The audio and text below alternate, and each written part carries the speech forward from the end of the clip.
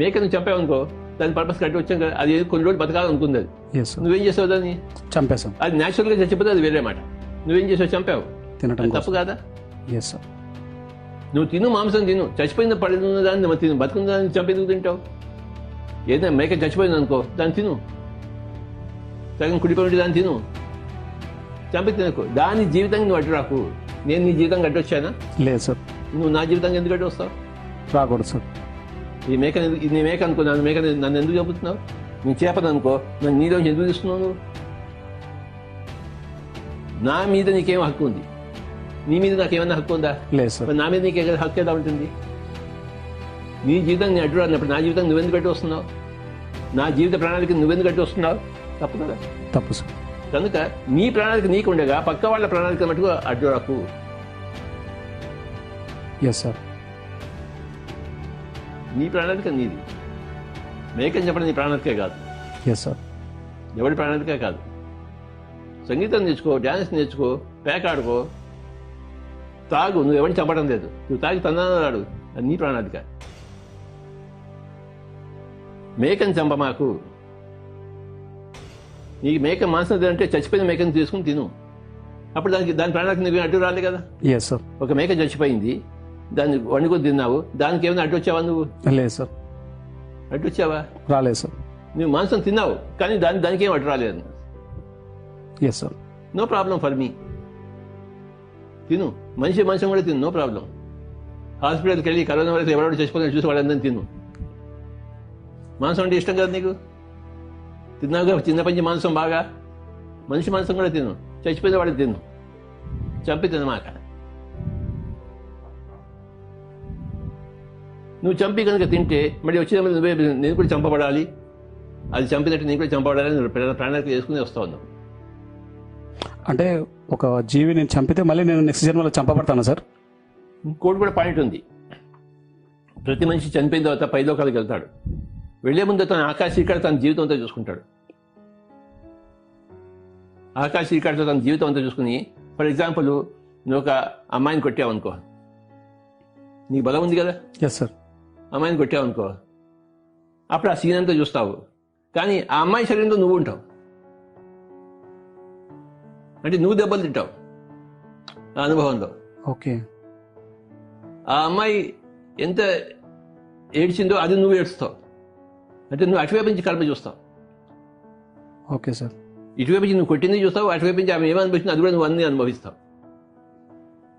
అప్పుడే నీకేమనుకుంటుంది, ఎవరిని కొట్టకూడదు అనిపిస్తుంది. అంతే కదా సార్. మరి అంతే కదా. సో చనిపోయిన తర్వాత అందరూ కూడాను నువ్వు ఎవరికైనా ఒక మంచి చేసావు అనుకో, నాకు బాగా మసాజ్ చేస్తావు కదా నువ్వు. చేస్తాను సార్. మసాజ్ చేయడంలో వెంకటరెడ్డి తర్వాత నేనే సార్.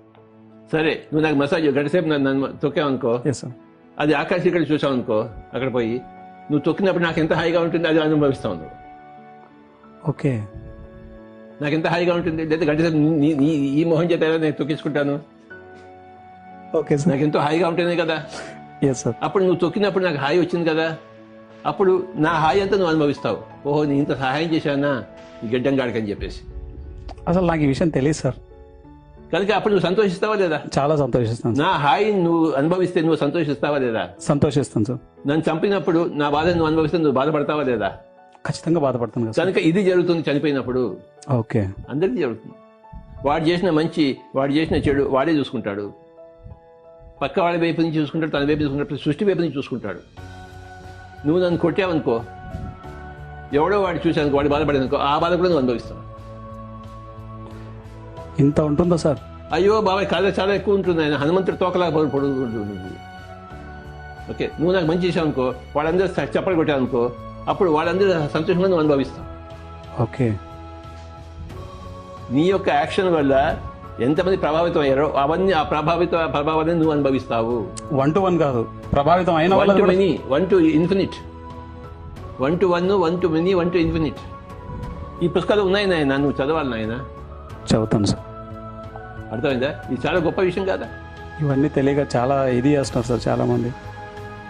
అదే సంగతి. కనుక నువ్వు ఎంత మంచి చేసావో, పక్క వాళ్ళకి ఎంత మంచి జరిగిందో, వాళ్ళు ఎంత హాయి అనుభవించారో, వాళ్ళు ఎంత నీ కృతజ్ఞతగా ఉన్నారో, నువ్వు అవన్నీ అనుభవిస్తావు. లేదు వాడిని నేను ఎంత శాపాలు పెట్టారో అవన్నీ అనుభవిస్తావు. అమ్మో, చాలా డేంజర్గా ఉంది సార్ పరిస్థితి. ఊరికే సృష్టి రచన ఊరికే ఉందనుకున్నావా? అర్థమైందా? Yes sir. ఈ గుండె ఎవరు తయారు చేశాడు? కిడ్నీ ఎవరు తయారు చేశాడు? నువ్వు చేస్తా? లేదు సార్. ఎవరు చేశాడు? నీ బాబు చేశాడా? లేదు సార్. మీ అమ్మ చేసిందా? లేదు సార్. ఎవరు చేశారు? యూనివర్స్. వాడికి ఎంత తెలివి ఉండాలి? చాలా. మరి జననం మరణం కథలు ఆకాశిగా చూసుకోవడం ఇవన్నీ ఎంత ఎంత ఉంటుంది? మరి నువ్వు లోతు పోతున్న కొద్ది సముద్రం లోతు ఎంత ఉంది చెప్పలేం సార్. పోయినంత ఉంటుంది. ఇది కూడా అంతే. సంగీతం లోతు ఎంత చెప్పలేం సార్. చేసినంత ప్రాక్టీస్ ఉంటుంది. అంతే కదా. ఎవడైనా అంతు చూశాడా? ఎవడు చూడలేదు. చూశాడు ఎవడైనా? లేదు సార్. సంగీతం అంతు చూశాడా? సముద్రం అంతు చూశాడా? లేదు సార్. మరి ఎన్ని లోకాలు ఉన్నాయి చూశాడా? అంతు చూశాడా? లేదు సార్. చివరి నక్షత్రం వరకు ఎవరైనా అంతు చూశాడా? చివరికి అంతు చూశాడా? లేదు సార్. మరి ప్రతి సత్యం యొక్క అనుభవం యొక్క గొప్పతనం యొక్క అంతు ఎవడైనా చూశాడా? చూస్తూ ఉన్నాడు. అందుకే భగవద్గీతలో అర్జునుడు కృష్ణుడు ఒక ప్రశ్న అడుగుతాడు. వీళ్ళంతా కళ్ళు మూసుకుని కూర్చుంటే వాళ్ళు ఏం చేస్తున్నారు స్వామి అన్నాడు. కృష్ణుడు చెప్తాడు, వాళ్ళు కళ్ళు మూసుకుని అన్నీ చూస్తుంటారు.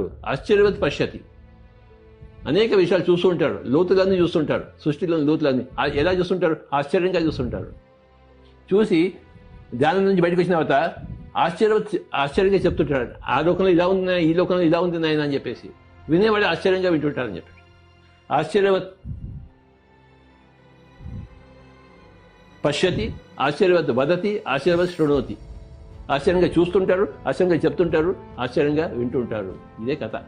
అంటే ఇప్పుడు వెంకటేశ్వర స్వామి కావచ్చు, శివుడు కావచ్చు, వీరంతా ధ్యానంలో ఉండి అనేక లోకాలను చూస్తున్నారంట. వాళ్ళకి నీతో మాట్లాడడం పని లేదు. వాళ్ళకి మంచి మంచి పనులను చేస్తుంటారు. వాడు నీలాంటి వాడితో మాట్లాడే పని లేదు వాడికి. సార్. నీలాంటి వాడి గురించి బాగా తెలుసు వాడికి. సార్. వాళ్ళు మంచి మంచి చేస్తుంటారు. వాళ్ళు ఊరికే గోడు గిలుకుంటూ కూర్చోడేవాడు. భగవద్గీత ఉంది కదా శ్లోకం. ఆశ్చర్యవత్ పశ్యతి, ఆశ్చర్యవత్ వదతి, ఆశ్చర్యవత్ శృణోతి. అది సంగతి. చాలా అద్భుతంగా చెప్పారు సార్. చాలా కొత్త విషయాన్ని నేను ఈరోజు నేర్చుకున్నాను సార్. 1 to 1 కాదు, 1 to ఇన్ఫినిటీ అన్న సంగతి. 1 to 1 ఉంటుంది, 1 to మినీ ఉంటుంది, 1 to ఇన్ఫినిటీ ఉంటుంది. అన్నీ ఉంటాయి. Yes sir. నువ్వు నాకు నా తొక్కుతుంటే ఒక ఆవు చూసింది అనుకో, ఆవుకి బాగా అనిపిస్తుంది. ఆ బాగా అనిపిస్తుంది కూడా నీకు తెలుస్తుంది. ఓకే. నువ్వు నన్ను తిడుతున్నావు అనుకో, ఆవుకి కోపం వస్తుంది. ఆ ఆవు కోపం కూడా నువ్వు అనుభవిస్తావు. ఓకే. ఎక్కడో చూస్తున్న ఆవుని, ఆవు యొక్క కోపం. నువ్వు ఒక చెట్టు నిమిరానుకో, ఆ చెట్టు ఎంతో హ్యాపీగా థ్యాంక్ యూ అని చెప్తుంది. అది కూడా నీకు వినపడుతుంది. ఆకాశ రికార్డులో చూస్తావు ఇవన్నీ. ఓకే. నిజమైందా? అనవసరంగా ఆకును కూడా తింపమాకు. నీకు ఆకలి వేస్తే తప్పితే అది కూడా అడిగి తిను. నాకు ఆకలి వేస్తుంది, నాకు ఆకు తింటా అని చెప్పి అడిగి ఇష్టం వచ్చేట్టు తెంపద్దు. తెంపలేదు సార్.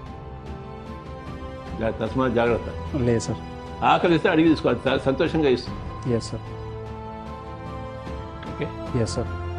మేక మాంసం కావాలి నీకు? లేదు సార్. కోడి మాంసం కావాలి? లేదు సార్. చేప మాంసం కావాలి? లేదు సార్.